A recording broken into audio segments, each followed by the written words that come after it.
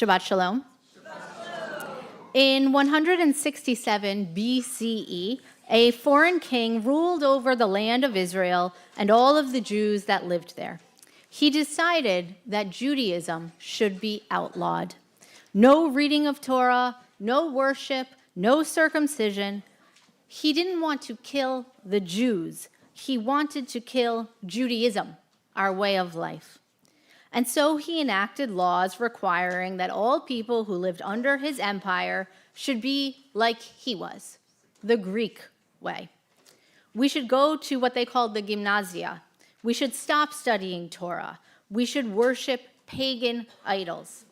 So he put a statue of a Greek god, Zeus, inside our sacred temple in Jerusalem, and his army did things like force Jews to publicly eat pig as a way to humiliate us.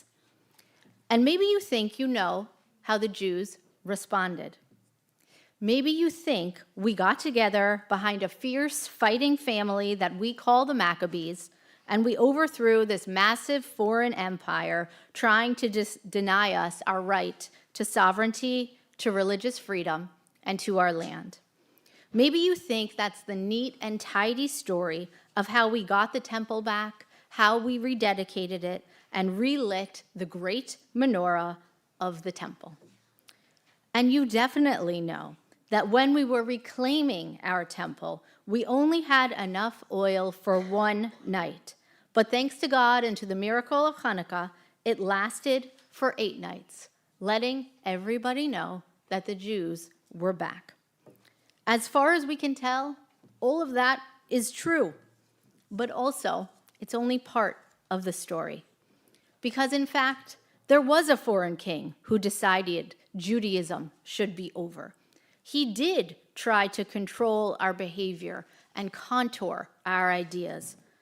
The part that I think is undertold is the reaction of the Jewish people to that king. And the reaction was quite mixed. Some Jews, for example, eagerly went along with his plan. They assimilated. After all, the Greek way of life seemed to have a lot to offer. The literature, the ideas, the drama.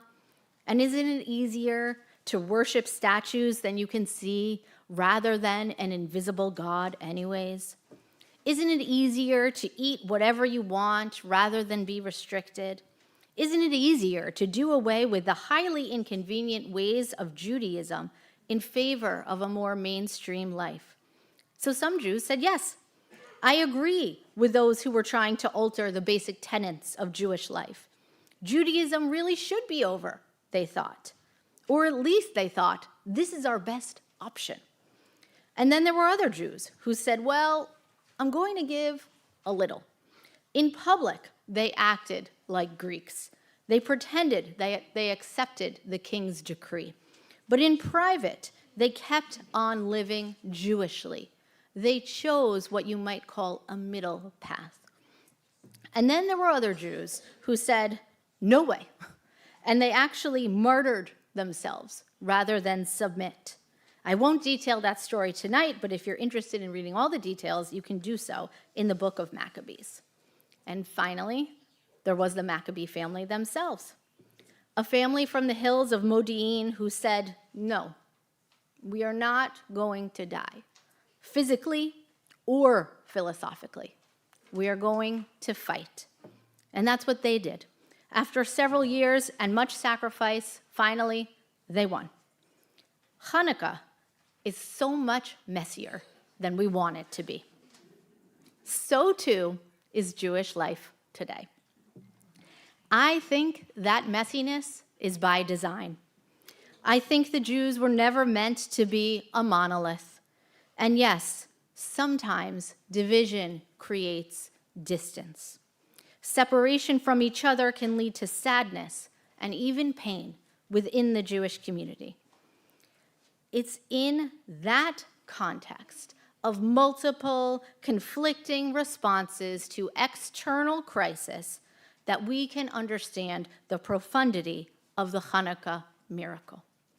Because on Chanukah, when that menorah was lit, for a brief moment, a flash, an instant, there was unity amongst the Jewish people.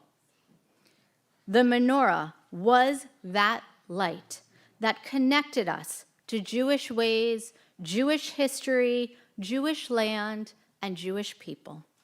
For a brief, miraculous moment, we stood united for 8 nights.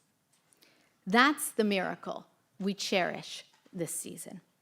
And in this divided moment that we live in, we appreciate how magical those 8 nights truly are.